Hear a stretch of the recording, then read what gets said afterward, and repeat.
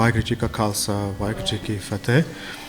So when I was 16 years old, I read this inspiring story of Bhagat Kabir Ji. So Bhagat Kabir is one of the saints in which his teachings are shared in the Sri Guru Granth Sahib. And the teaching was, in the area where he used to reside, there was this yogi or saint who everyone revered. And, it was known that he had some practice, something he would internally repeat, some sort of mantra, that allowed him to achieve that state of elevation. But he never shared with everyone, what he was actually chanting. So Bhagat Kabir Ji had this interesting idea. He said, he knew the path that this yogi or saint took every day to get to this body of water for the morning Ashnan. So Bhagat Kabir Ji, along that route, one day just kind of hid himself and pretended to be a log. And as this yogi saint was walking, he tripped over Bhagat Kabir Ji, and as he tripped, he said, Ram! So, that's how he kind of figured out, that's what he's chanting. It's Rama or Ram. That's the mantra. And, we have like that, music that was performed some by the wonderful musicians in our community here, Bolo Ram. So that to me was the first time I understood, so meditation is not just at 3 a.m. in the morning. Actually, there's something else that you can be doing throughout your day. It's this process of integrating your morning sadhana or your meditative practice into whatever else you're doing, whether you're walking, whether you're cooking, whether you're sleeping, whether you're eating, whether you're talking to individuals, or you're reading, or whatever it is. Whatever you're doing, there's a background process to help train that mind. And that is a practice, initially, of japa. So japa is that verbal or mental recitation of a particular mantra, or in that case was the word Ram. So this is something that's very commonly practiced in Punjabi communities. If you guys have ever gone to Punjabi Gurdwaras, they'll say, we're going to do Nam Simran, or we're going to practice Simran, and they'll all sit down, they'll start chanting in very different, tones and rhythms, Waheguru, Waheguru, Waheguru, Waheguru, Waheguru. But the practice there is actually not Simran, it's japa. But japa is required to create the space for meditation, for Simran. And if I was to use an analogy just to compare the mental state of mind to differentiate between something like japa or meditation and Simran, we have very practiced yogis here today. So when we meditate, I always visualize it as kind of like a pond, right? So it's like if there's a ripple, we have a thought, there's a ripple in the pond, right? There's waves, and we have one focus, something we come back to. Some people do the trakatam, right? They have they focus on the candlelight, so and then the waves settle down, and that pond is calm again. Or we have japa, so like you're chanting Ram, Ram, Ram, so a thought comes up, Ram, Ram, the thoughts settle down, you come back to that state of calm. And Simran, I think would be better described as a flow. So instead of having just like that stillness, from that stillness you create a loving flow towards the infinite or creative force.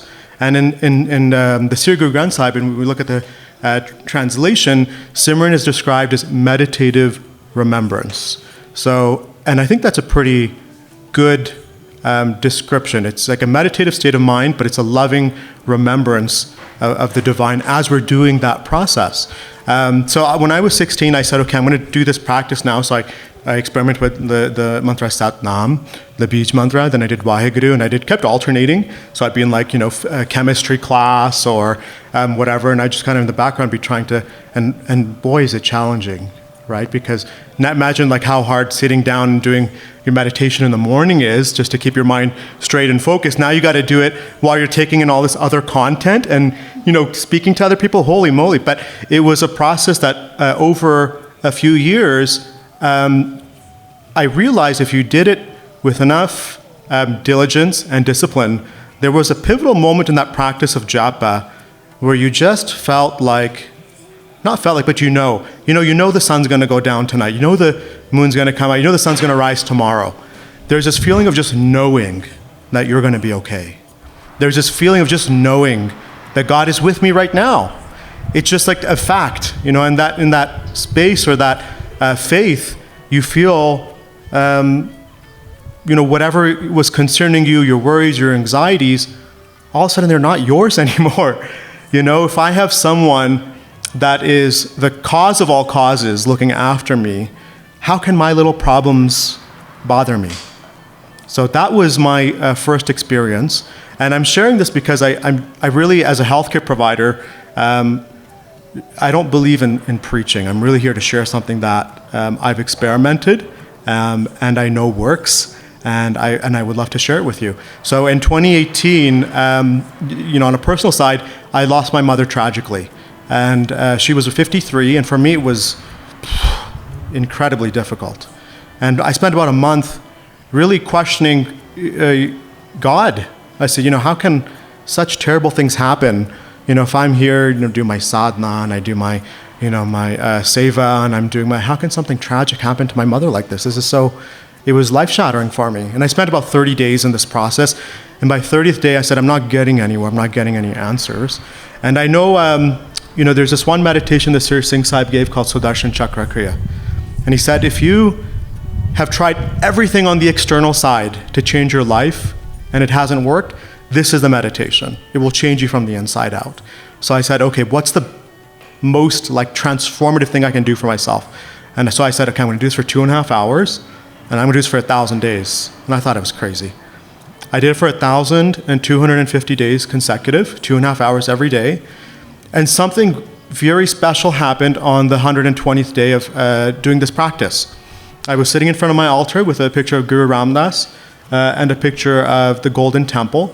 And I was about an hour in to the meditation. And I heard this instruction of does anyone here not know Sudarshan Chakra Kriya? Please raise your hand. We're going to practice it today because I think it's such an incredible meditation. But I heard an instruction, don't chant Vaheguru like this. Chant Vaheguru like this. And instead of the mental recitation of Vaheguru, Vaheguru, instead it was repeating it, letting that stillness create a meditative space, and instead from the heart, remembering God. And it sounds so simple. It sounds so simple. It's duh, obviously, But that simple addition of I'm going to do this while I'm lovingly remembering this creative, omnipotent being. And that was the most beautiful experience. That's where the practice of Simran came in. I realized more technically, this is the technicality of how we practice Simran, have been included in my life since. I actually had some really beautiful quotes I want to share with you from the Sri Singh Sahib as well as Sukhmani Sahib.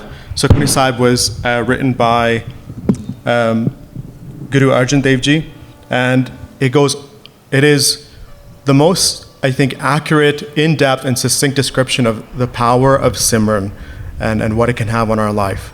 And so I'm going to share with you what my experience is. I want to share with you what the Guru has shared about this practice of Simran, and then we'll practice it together. Okay? So this was from the Sri Singh Sahib. There is a great tragedy going on today. People who have never done Simran, who have not experienced Simran, who have not reached an acknowledged state of Simran, they talk about Simran. Simran is not japa. Japa gives the power of Simran. Japa is the repetition of the holy Nam. Meditation is not Simran. Meditation gives you the power of Simran. Yoga, Raj Yoga is not Simran. Raj Yoga is a technology to achieve, receive, and conceive the Simran. Sahaj Yoga is not Simran. Sahaj Yoga is a concept through which you can pursue Simran. Prayer is not Simran. Prayer gives you the power so that your mind can be set for Simran. So Simran is what I see as the evolution of meditation that Guru Nanak Dev Ji gave to us. It's instead of just a stillness, it's lovingly connecting you to that divine being and reaching that state of Ang Sang Vaheguru. So when the state of consciousness reaches Simran, this is an excerpt again from one of the lectures by the Sri Singh Sahib. When the state of consciousness reaches Simran, then you do not need to do anything. God follows you. At that stage, the Almighty, the Infinite, the Omniscient, the Omnipotent God, the something which you are so proud of and which you talk about and perceive about and scriptures talk about and saints and sages sing about, that entire universal power is totally looking towards a teeny, tiny individual. That is Simran, and for which Guru Arjan sang, Simro simar simar sukapavo, kal kales tan mahi mitavo. To the one who meditates on him, there comes a perfect peace, and all pain and sorrows depart. So Simran is like a continuous, loving remembrance of God. It's a flow, it's a touch, a substance. Ang Sang Waheguru. God is with me through every limb, every millimeter, every situation of mine. And in the Sri Guru Granth Sahib, you will find on every anga of the Sri Guru Granth Sahib mention of Simran, and the incredible transformative effect it has on our life. This is one of the ones that have really touched my heart. Prabh ka Simran sabte ucha, Prabh ka Simran udre mucha. The remembrance of God, again, the remembrance of God is like the translation they use for Simran, is the highest and most exalted of all. In the remembrance of God, many are saved. So this became something that, through my life, has been incredibly transformative, like I said, not just for mental health. So when I was 16, the reason I was so touched and moved to try and practice this japa was as a teenager, I really dealt with depression. And I tried everything, physical activity and this and that, and, speaking with certain healthcare providers. And I said, I don't want to try medication. That just wasn't for me. I know it's there. I know it can be very bad. For me, it just didn't feel right for me at that moment.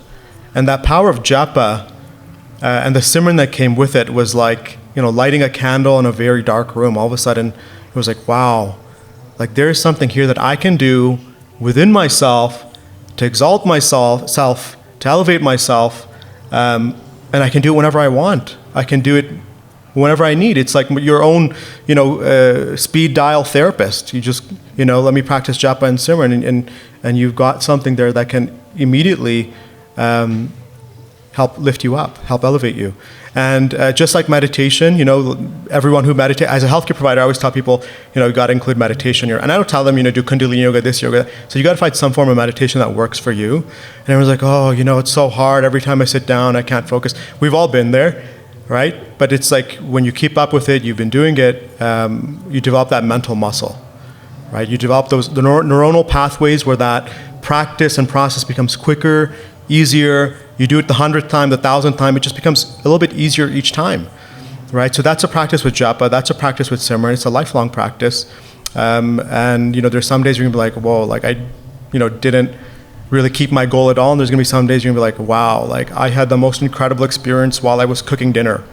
That's the power of japa and Simran. And so on a more kind of scientific breakdown, how does japa and Simran affect our physiology? So japa helps to regulate the hypothalamus. So japa is that practice. The hypothalamus is the father of the command center. So we call pituitary gland the master gland. The hypothalamus is like one on top. So if the hypothalamus isn't giving the right signals, the pituitary isn't going to do much.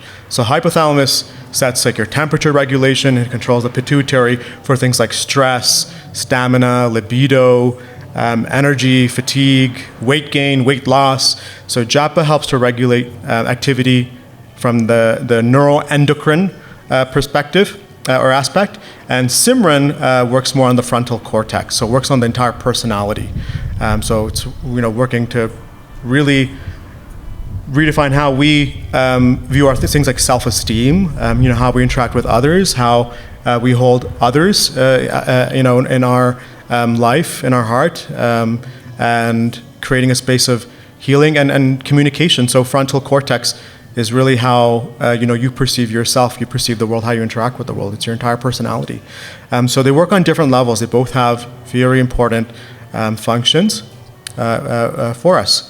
And I had saved some quotes here from the Sukhmani Sahib as well, because it just does the most perfect job of describing how Simran can transform our lives. So here's some ones that I think are very important. So again, remembering God, or the remembrance of God, is a translation of the practice of Simran. So remembering God, one does not have to enter into the womb again. Remembering God, the pain of death is dispelled. Remembering God, death is eliminated. Remembering God, one's enemies are repelled. Remembering God, no obstacles are met. Remembering God, one remains awake and aware night and day. Remembering God, no one is touched by fear. Remembering God, one does not suffer sorrow.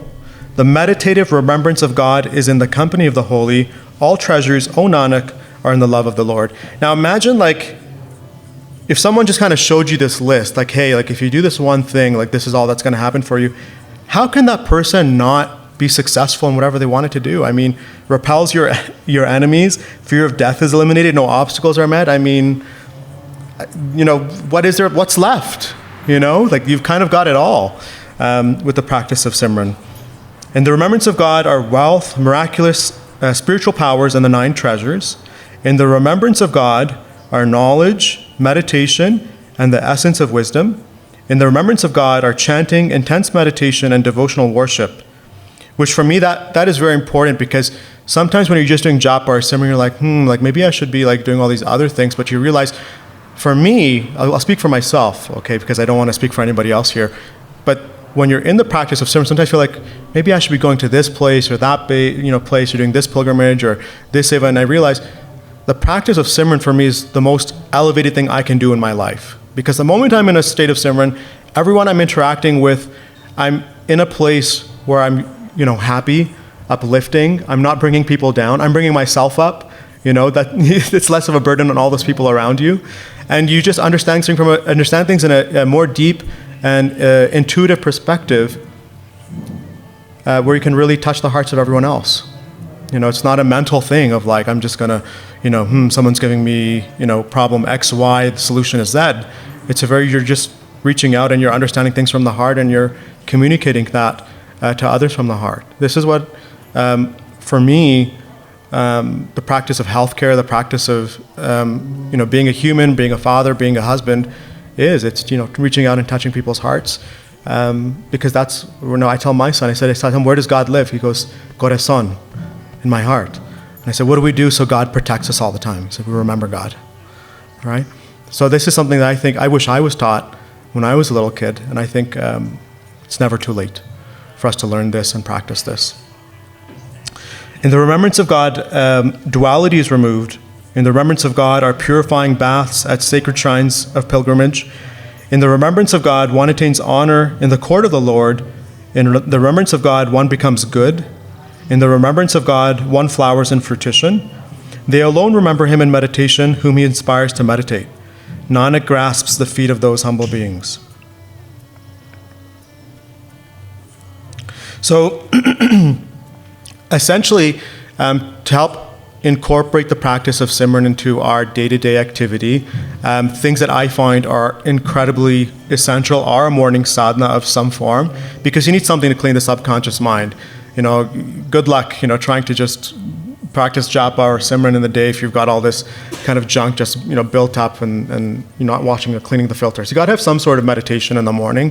What that looks like can be very different. I'm not, that's changed for me throughout the year. Sometimes it was, for time Sudarshan, sometimes it was 22 minutes of meditation. There's time where it was just 11 minutes. That's what I could give, like when dealing with all the sleep regressions with my toddler or whatever. But you have to have some form of sadhana there. The stronger the sadhana, the better.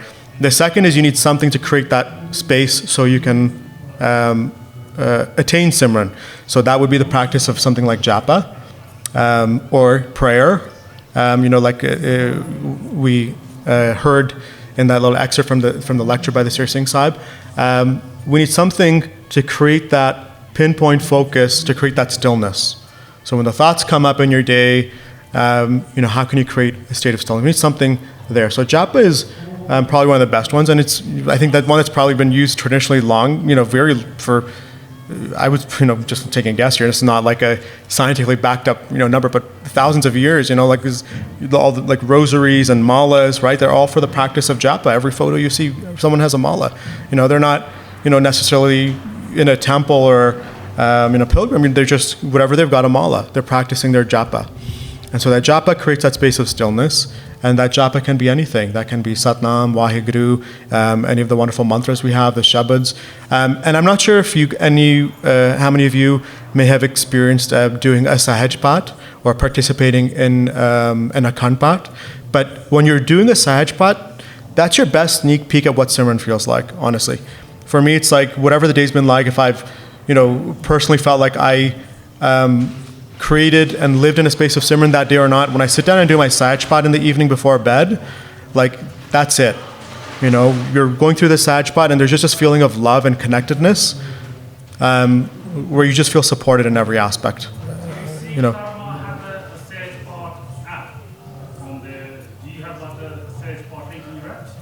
I don't have a particular app. I have a PDF, which I think is Krishna Singh, which is the one that's most. I'm forgetting the name of the. Dr. Sun Singh. Yes, yeah. So you're welcome. I have the PDF. I'm happy to share it with you. Oh, okay. Yeah. So I think. Really good. You can just if I've got any spare time, so Sahaj Path is basically continuous reading of good blood stuff. Yes. At any given time, you can read, stop, and memorize what you've got, and then you can just carry on. Exactly. And I actually finished my kriya Sahaj Path when I come to the camp. Congratulations. So the first day I arrived at the camp was the first time ever reading a Sahaj Path.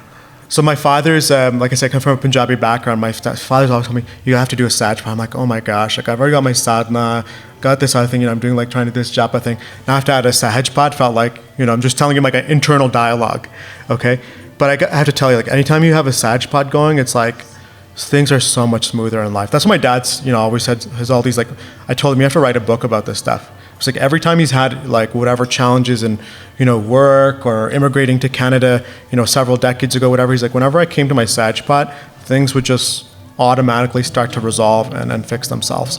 And that's been my experience. So I am now on my fourth Sahaj Path. And, some people do a Sahaj Path every 6 months. Some people take years to finish one.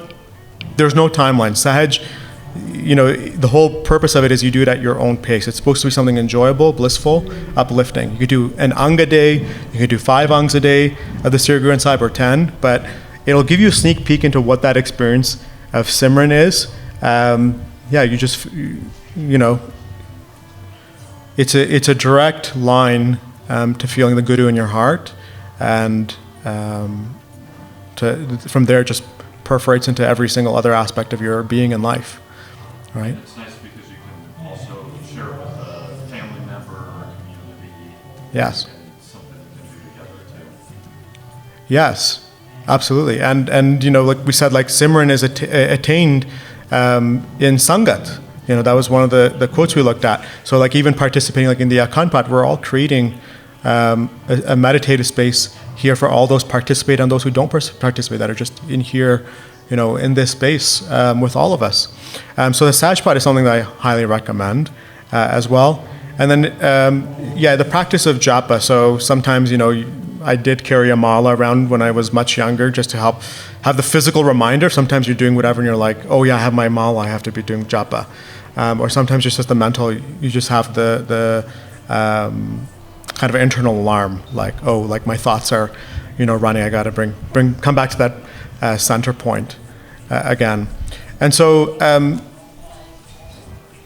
Simran for me, just things that I've experienced in my life there as well. So things like the grief, I had lost my mother in 2018 there, and after incorporating this practice of Simran, I tell my family members now that are still sometimes we talk about the loss of my mother and the grief that came with it, and I'm like, I feel like my mom's closer to me today than she was when she was around. I don't know how to describe it. Every time in that place with Simran, I feel like she's right next to me. And then we lost other family members in the last few years. It's the same thing. So it turns out it's not a mental thing of remind yourself, everyone is one, and it's just a very you feel it, it, it's there. You don't have to convince yourself. You don't have to convince anybody. But it's that beautiful experience of transforming grief into faith, and transforming what I would call feelings of sadness into feelings of surrender. And with that comes a lot of love, and a lot of love, lots of love. And so this practice of Simran is, even with work, there were times, for my healthcare practice, I was unsure where things are going, and things, seemed like they were very tough. And I tell my wife, I'm like, if you ever see me struggling or complaining about anything, and instead of like trying to counsel me, just remind me, is like with the practice of Simran, you can make the world rotate. Okay, you can make the universe rotate, to the needs that you need it to be for you by God's grace, by God's will. And it's like the moment I would come into that state of Simran, sometimes it was seconds, literally seconds, and I would get an email and the thing was fixed. I can't describe it. Like, it has been nothing short of a miracle for me in my life, and it's just been having this touchstone of like whenever something is challenging and I can't do it, just come to that state of Simran, and it's like, holy, like, why do I worry so much when I can by God's grace have Him take care of all these things for me when things are outside of what feels like that I'm not capable of. If the one who can turn anything into anything can dictate the elements to do whatever He desires, can set up universes beyond universes, can help take care of me, why am I so hyper fixated on these tiny little struggles? So the practice of Simran is nothing short of a miracle for me, and it's a daily miracle you can experience. And I always think of that quote. I can't remember the exact wording now.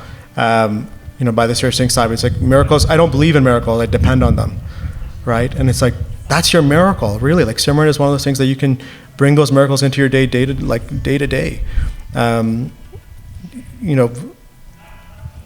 Like, I look back at several years ago, there was a time where I couldn't even pay for my groceries, and I was like trying to build a home, build a family, and it was through that practice of Simran that today, by God's grace, we have no shortage of anything. We're able to do pretty much whatever we want.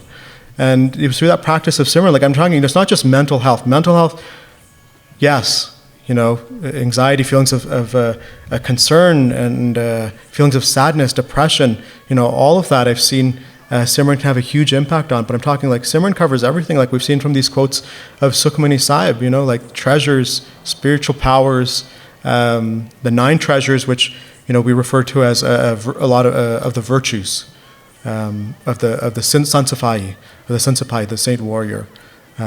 All those are in the practice of Simran. It's a very transformative experience.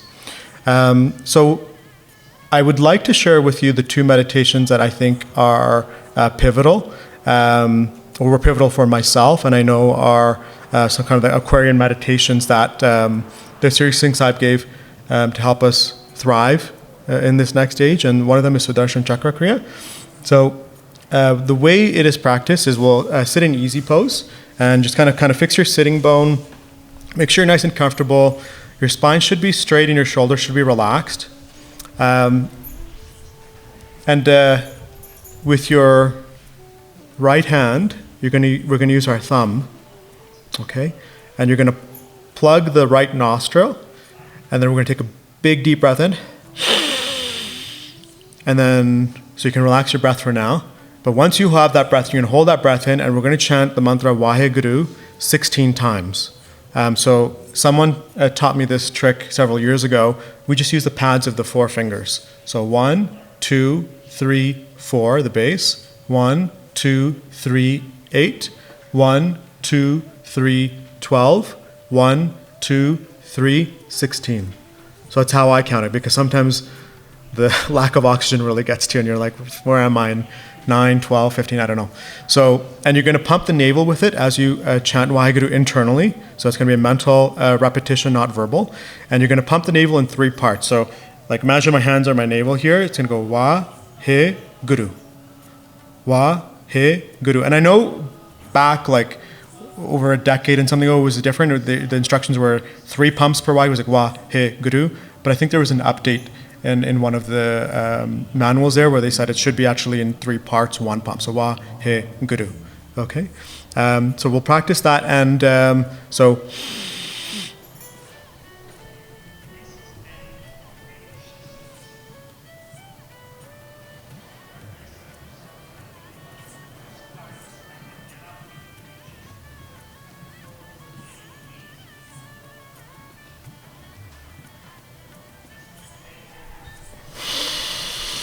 out the right nostril. Okay? And the eyes, you want to close the eyes down, and we're going to focus on the tip of the nose there.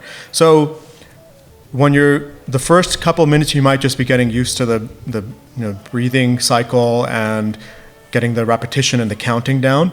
Once you get comfortable with that, okay, remind yourself, or try and do the thing where you're not just repeating it, but you're actually trying to remember that one universal creator, and it should be a loving remembrance as you're doing this in the background. Okay? So I'll put a timer on here. We'll do it for 22 minutes. Excuse me. Yes? Are we pumping 3 times per finger or 4? 4 times per finger.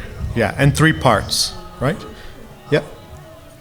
What's the difference when you first, the difference between when you were doing what you did before and when you first started to do it properly? So you're talking about like my personal experience, or like talking about the pumping, the change in the pumping technique? So before, the practice was very mental, like the practice of Waheguru, and it created a place of stillness and what I felt was like incredible, but it was that stillness in the mental state. And then the Simran was, as you're in that state of stillness, repeating Waheguru, remember God as you do it. So it's not just repeating Waheguru, but it's also remembering, as you're doing that process, this one creator with lots of love. And that was, for me, was pivotal, because there was like a before and after in the practice of the kriya for me, when I was just doing like the one pointed focus with the Waheguru, where you're trying to create that, eliminate or not let the thoughts kind of overtake your meditative process. So creating that focus on Waheguru and the breath, and feeling all those wonderful effects that we're very familiar with. And then that meditative remembrance of God created this feeling of completion. This feeling of completion where you feel like God is with me now, I am with God right now, and I'm meditating on Him, remembering Him, and this wonderful experience. And thank you for asking that. There's this one very powerful quote from the Sri Guru Granth Sahib that I think makes or breaks this practice of Simran. And the translation of this part of the Shabad is, when I am here, God is not. When I am not here, God is. And it's the ego. And when you come into that place of japa or Simran, one of the requirements is you have to let go of you.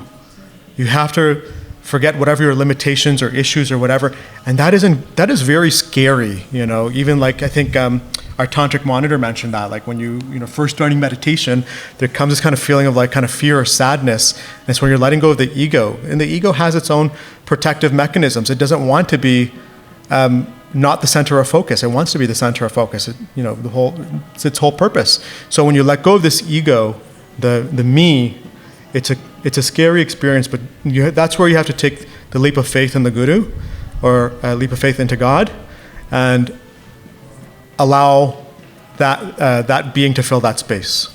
Okay?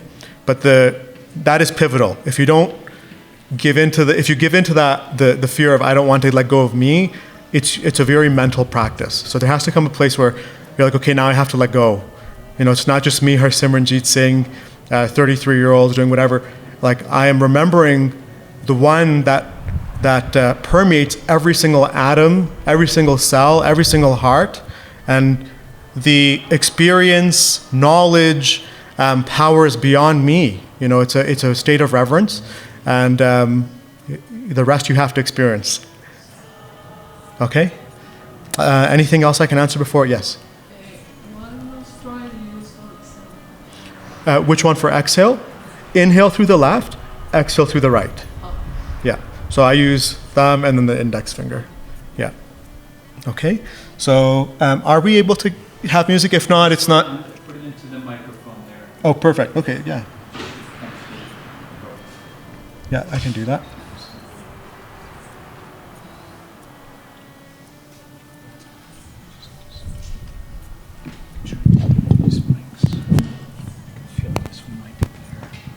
Okay, just put it there. Yeah, thank you.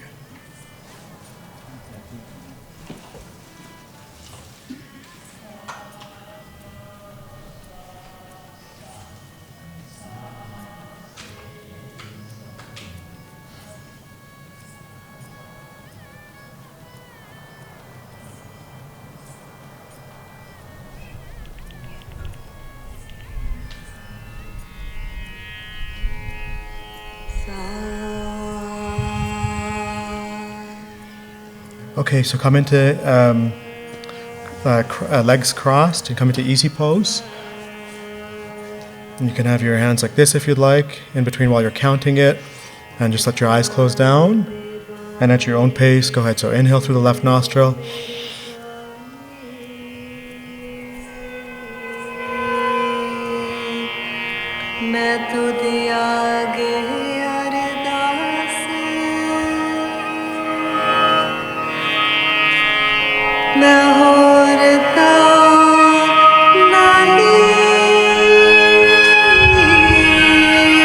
So once you've inhaled, you can let go of the arm, just hold the breath in. Waheguru, 16 times, then exhale through the right.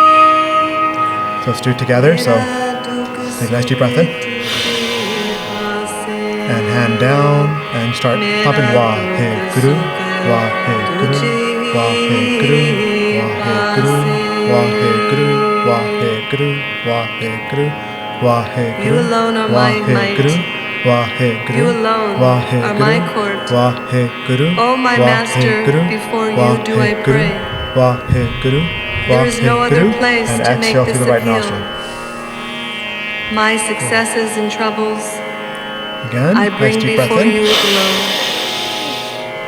Hand down and hold. Waheguru, Waheguru, Waheguru, Waheguru, Waheguru, Waheguru, Waheguru, Waheguru, Waheguru, Waheguru, Waheguru, Waheguru, Waheguru, Waheguru, Waheguru, Waheguru. Exhale to the right.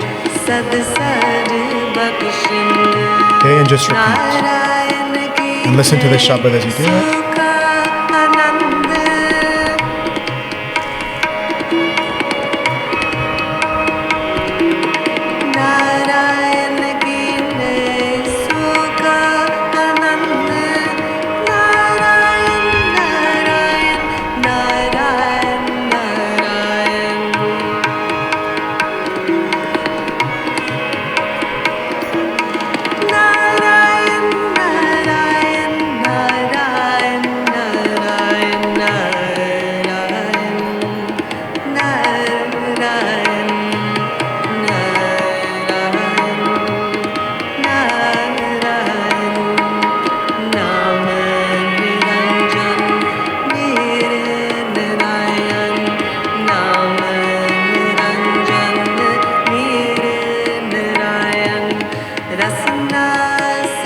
Make sure that inhale is nice and deep to give you the stamina for the 16 repetitions.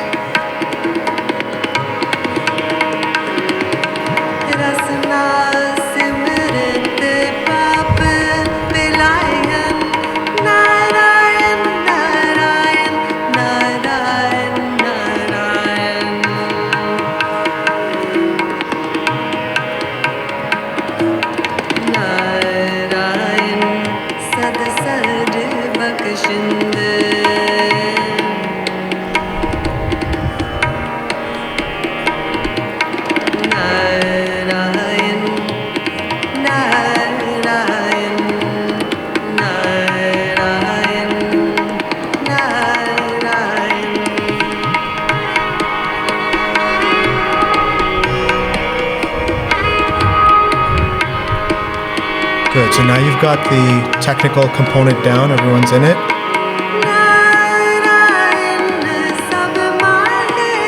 So So now bring that loving remembrance into it. As you go through this process, project, remember, and hold on.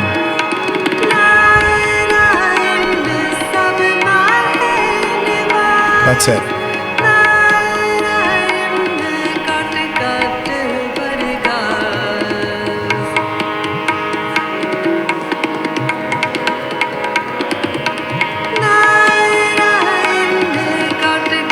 Meditative remembrance is like a river. It's flowing unto infinity. So keep that flow. Keep that movement. Remember.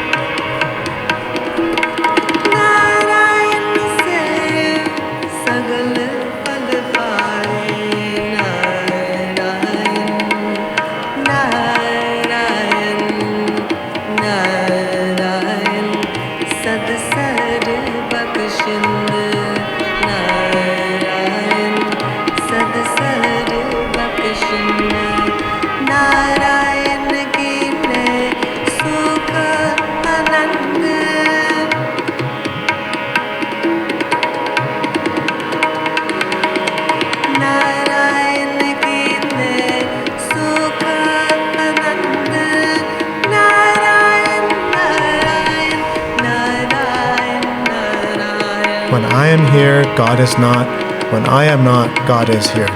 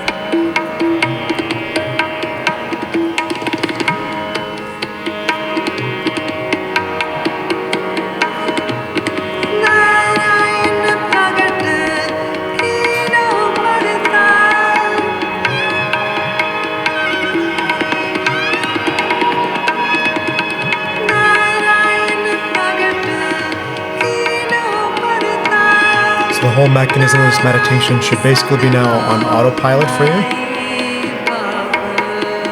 And bring your focus and attention to that heart center as you do this.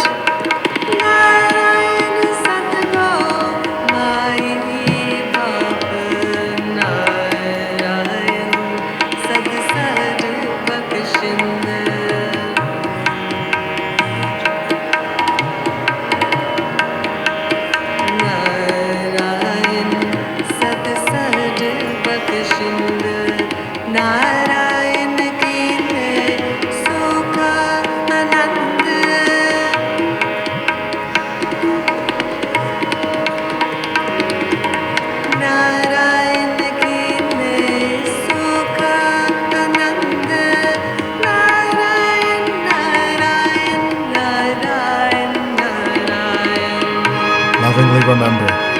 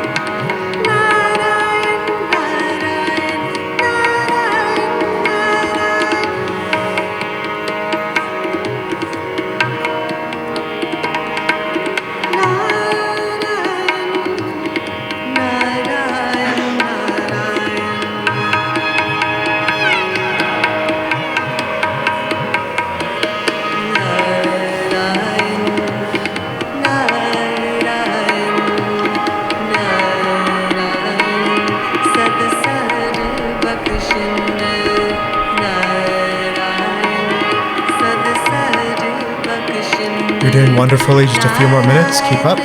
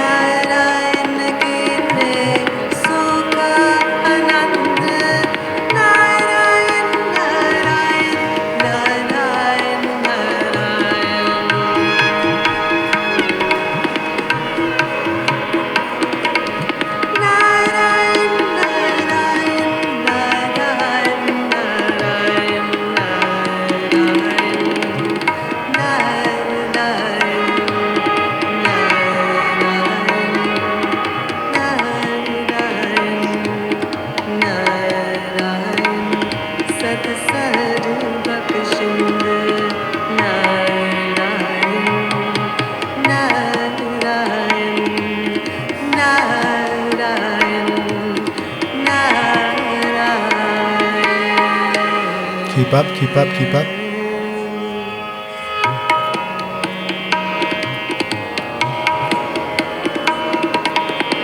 Narayan sad sad bakshind Narayan ki ne sukha anand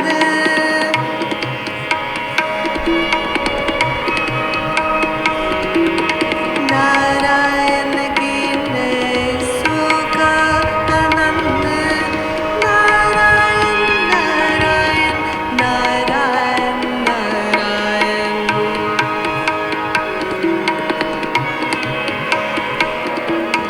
Narayan, Narayan, Narayan, Narayan, Narayan, Narayan, Narayan,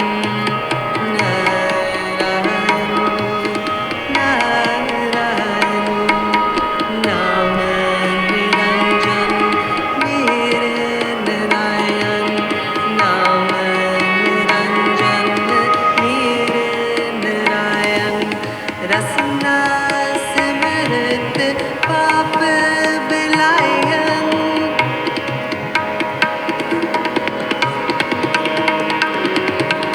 Rasna Simrit Pap Bilayan Narayan, Narayan, Narayan, Narayan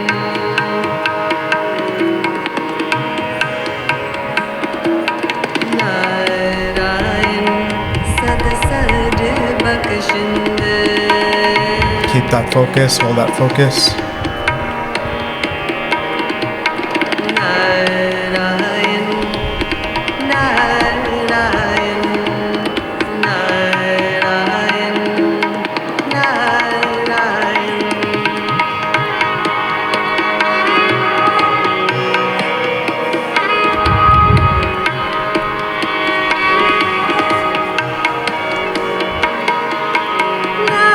Narayan sab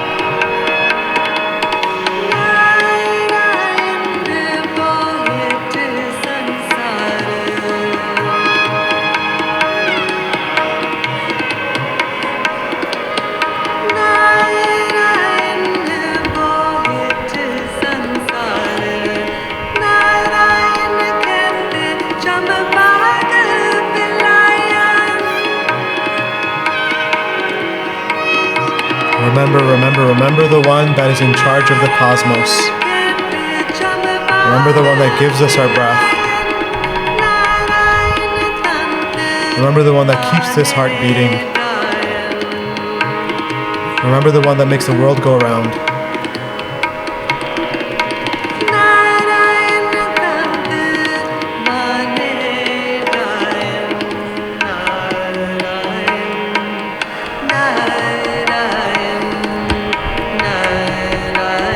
Remember the one that can eliminate every obstacle.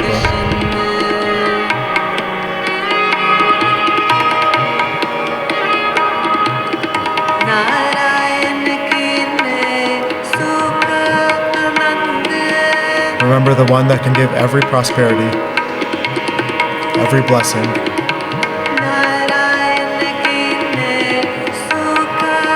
Remember the one that is above all relations.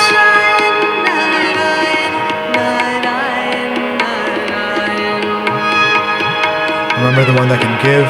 Remember the one that can take at any moment.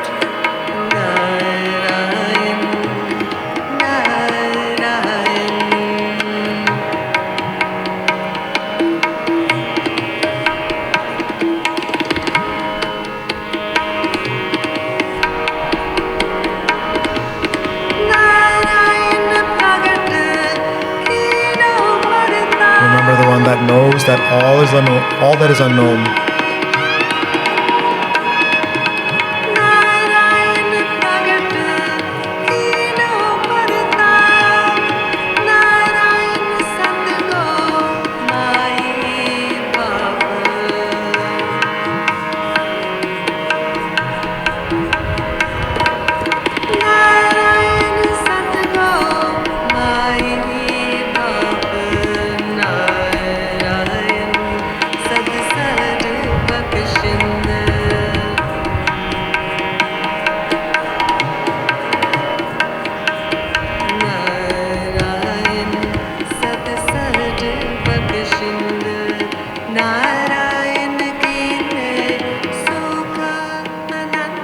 Finish up the current cycle, and then bring your hands down into your lap when you're done. And take a nice deep breath in. Hold. And exhale. Nice deep breath in. Hold. Exhale. One more. Nice deep breath in. Hold. And exhale. Good. So this is one of my favorite meditations. Sudarshan Chakra Kriya completely rebuilds your personality.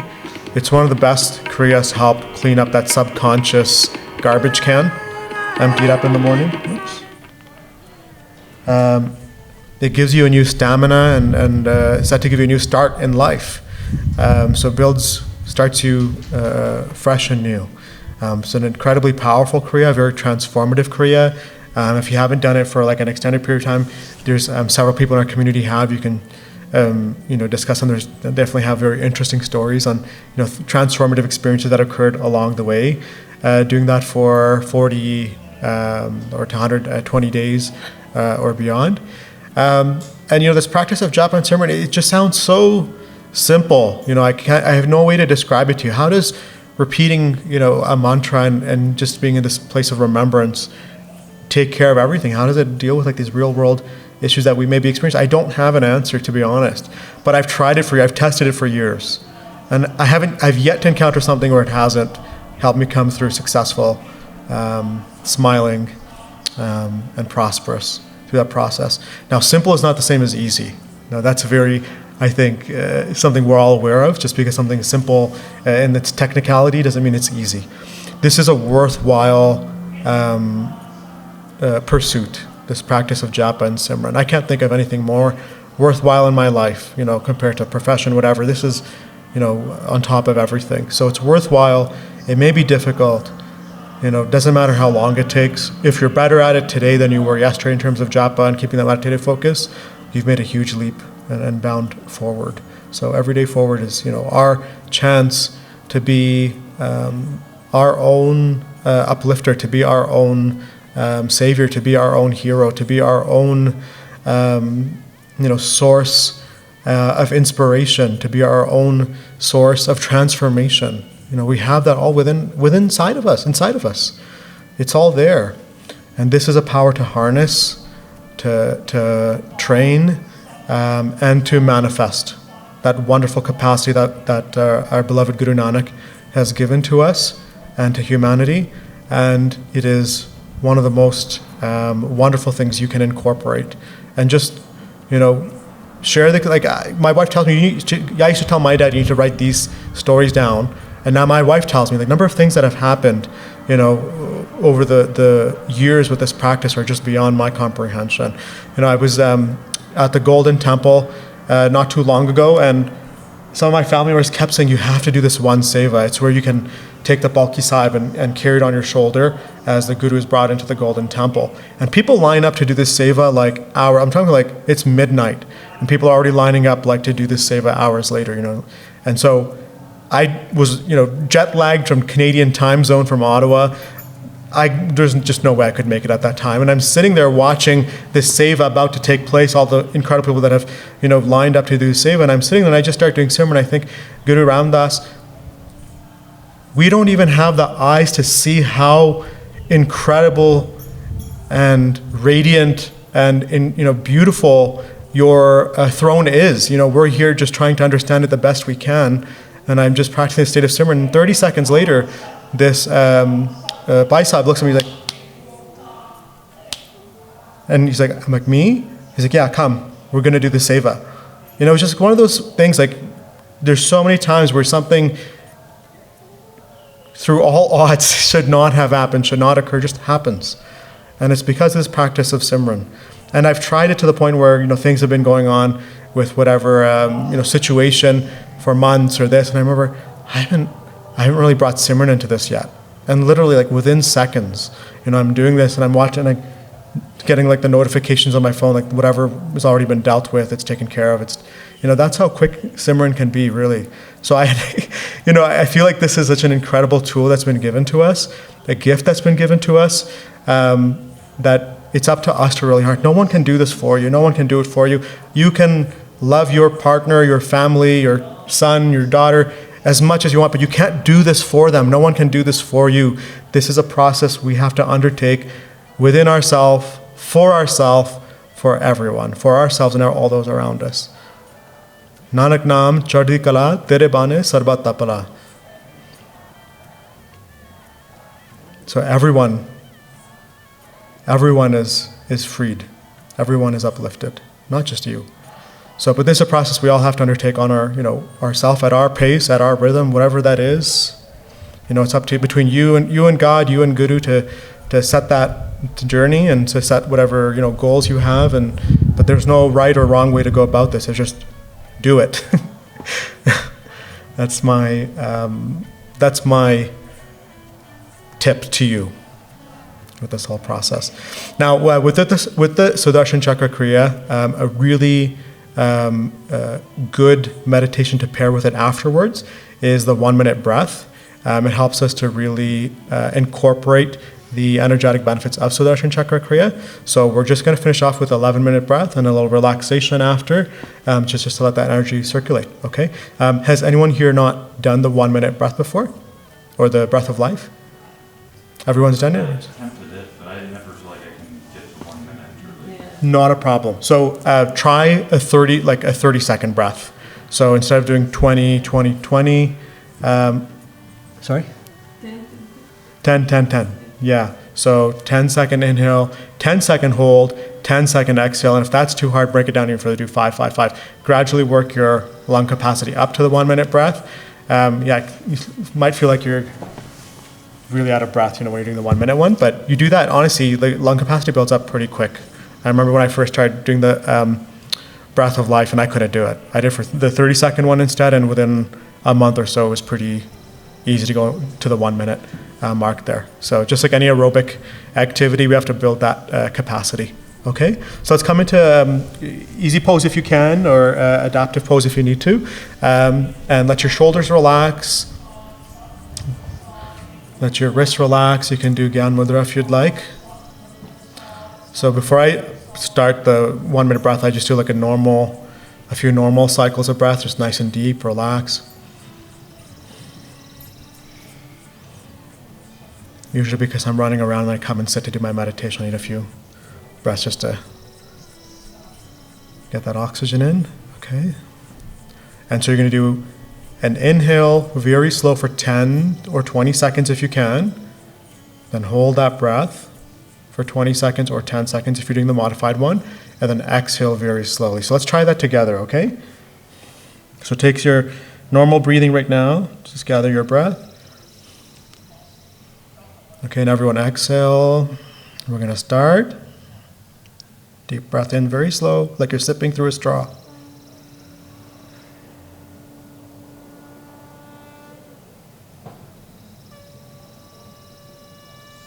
That's 10 if you're doing 10, keep going if you're doing the 1 minute.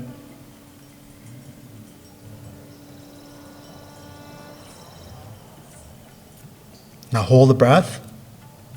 And the key here is to relax your shoulders, relax the muscles, or you're going to feel this urge to exhale. Relax, relax, hold the breath in, seal it in. If you're doing the 10, just you can count mentally. And slowly exhale through the nose, slowly, slowly, slowly, slowly, slowly, slowly, slowly. Like you're just letting air slowly escape out of a balloon, very small amounts at a time.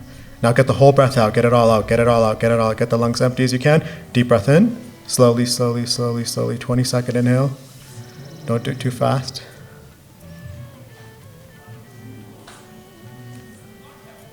Keep going, breathe in, breathe in. Keep going, get that last deep breath in. Hold. Hold it in, relax the shoulders, relax the shoulders.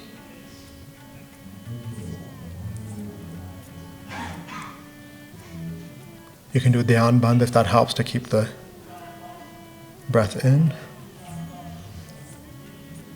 And slowly start to exhale very gently. The impulse is to want to let the breath out quickly. Pace yourself. Pace yourself. Good. Keep going. Now force the breath out, get it all out, get it all out. And inhale. Slowly, slowly, slowly, slowly. Good.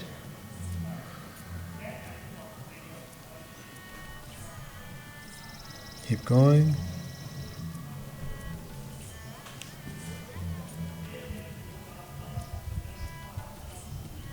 Hold.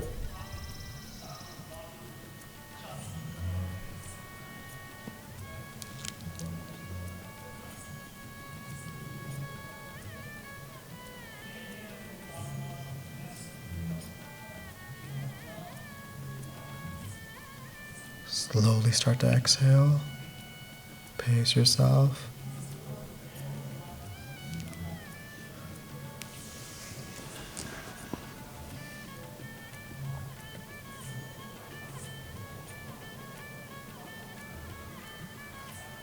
Push the breath out and slowly start to inhale.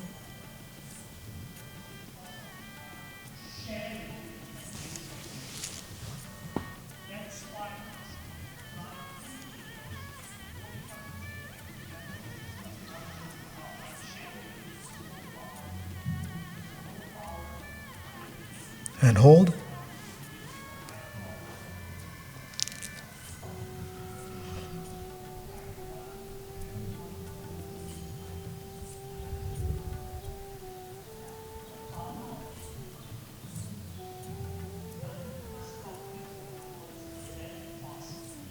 And slowly start to exhale.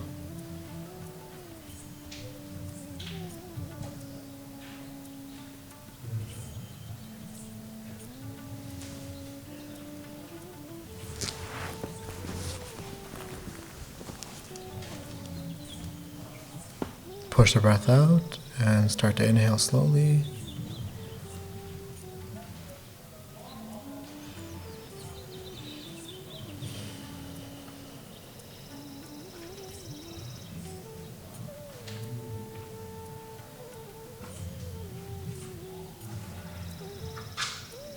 And hold.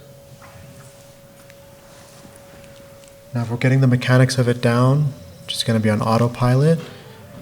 And now remember to bring that meditative remembrance in as you're doing this. So do the Simran.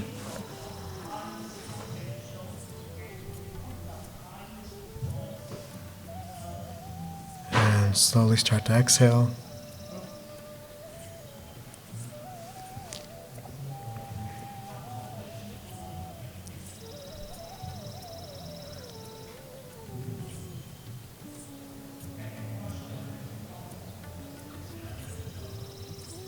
Push the breath out and slowly inhale.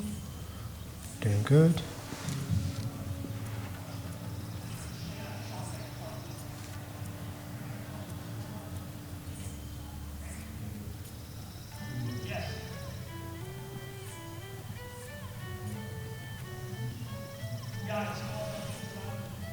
And hold.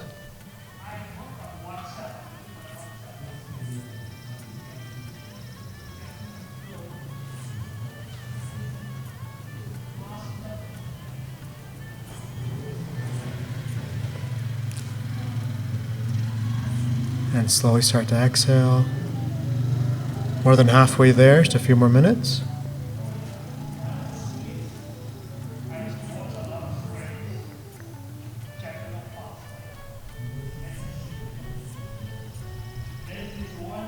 And push your breath out, push, push, push, push, push. And begin inhaling. Slowly, slowly sipping through a straw.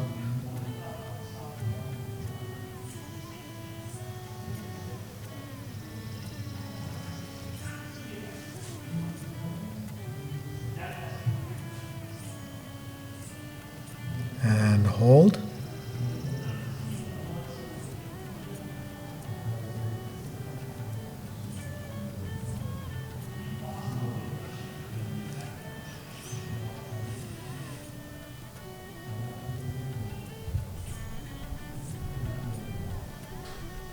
And slowly start to exhale, slowly, slowly.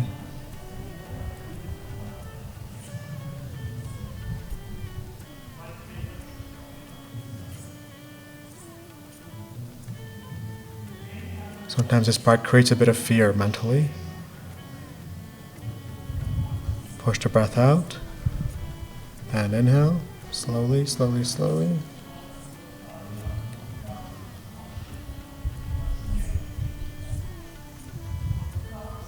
And bring the meditative remembrance into this to give that stamina to keep going. And hold.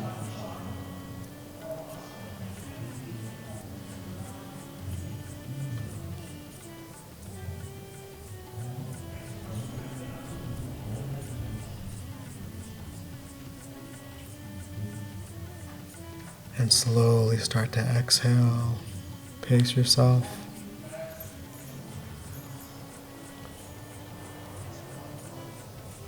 You look like perfect yogis, each and every single one of you.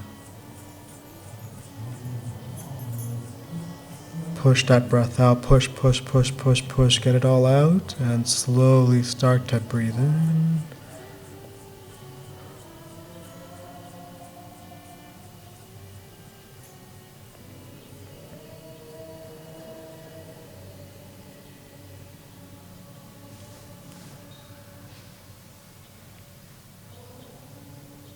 And hold.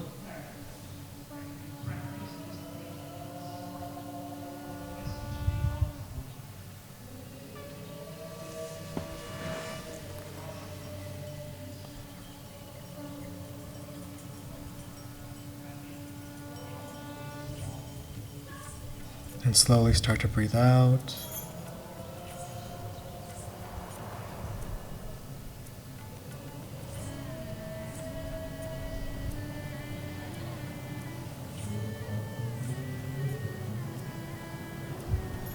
Push the breath out, push it all out, push it all out, push it all out, get it all out, and start to breathe in fresh.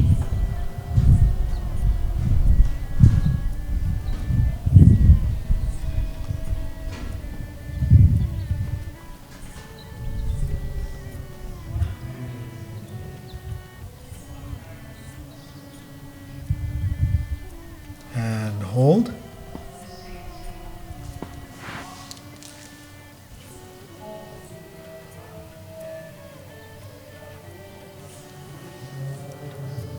Excellent. Keep up, keep up.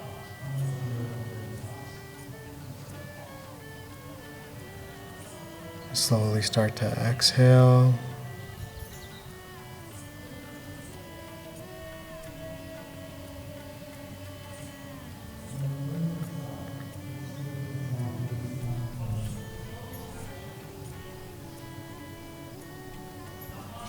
Push it all out, push your breath out. Last cycle. Start to breathe in, slowly, slowly.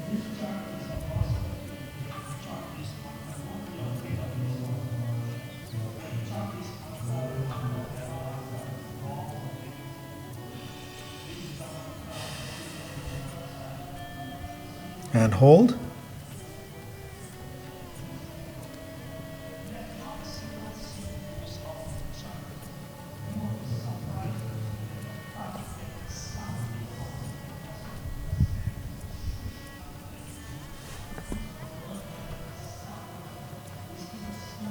And slowly start to exhale.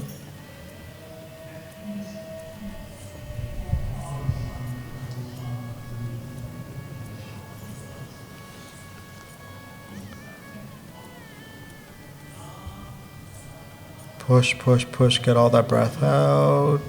Push, push, push, push. And we've done it. Nice deep breath in.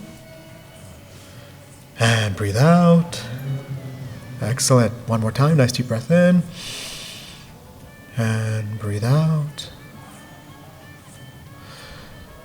So with the pranayamas, the Sri Singh Sahib talked about the number 7. So once our breath rate is less than 7 breaths per minute, it starts to force the parasympathetic nervous system to be more dominant than the sympathetic nervous system. So when I talk about breath work, because we as a naturopathic doctor love to incorporate holistic approaches from an evidence-based perspective, and breathing exercises are now a well-recognized way to help address mental and emotional well-being and coping strategies to give to individuals. So I tell patients when we're doing breath work, it's, we think of meditation, and first I have to center myself and I have to come to this place of calmness, and then I can start to relax. With the breath work, we have a shortcut. Once you bring your breath down to less than 7 breaths per minute, your nervous system has no choice but to start to push the parasympathetic nervous system into overdrive. And the sympathetic nervous system, the one that creates feelings of anxiety, nervousness, stress, worry, will start to dial it down a few notches.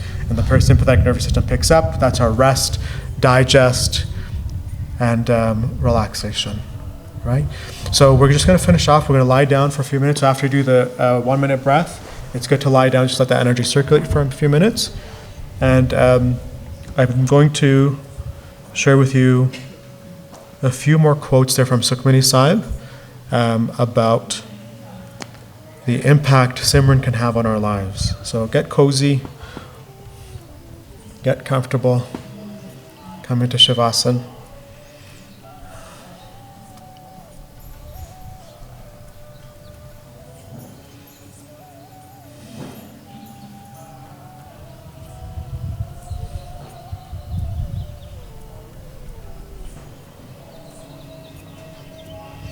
Those who remember God are wealthy. Those who remember God are honorable. Those who remember God are approved. Those who remember God are the most distinguished people. Those who remember God are not lacking in any way. Those who remember God are the rulers of all. Those who remember God dwell in peace. Those who remember God are immortal and eternal. They alone hold to the remembrance of Him unto whom He Himself shows His mercy. Nanak begs for the dust of their feet.